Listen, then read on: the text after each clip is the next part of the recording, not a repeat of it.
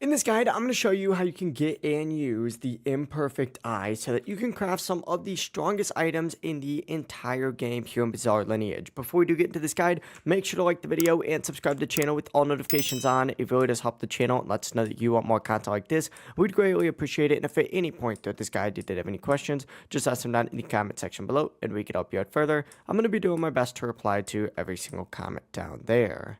Now, there's a few things that you should do. The first thing that I would say is obviously farm chests across the map. Imperfect Eye can drop from common chest, rare chest, and legendary chest, but obviously the higher tier chests are usually going to give you better odds. So because of that, you want to open up every chest that you see while playing. This is by far a great method. But another great method is actually to run storyline quests and world events. Since I do spawn a lot of containers along the way, breaking or opening everything you come across so that you maximize your chances of getting the job is extremely helpful.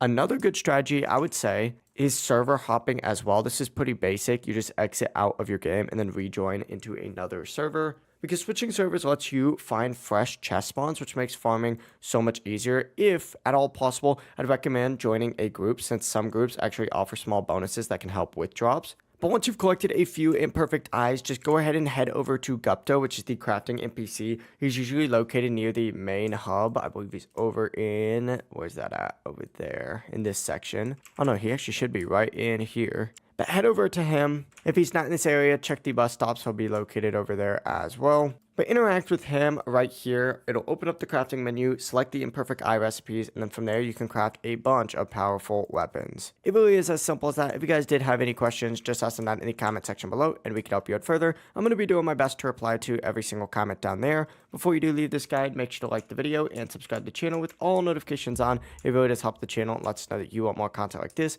We'd greatly appreciate it. Have a great rest of your day though. Peace.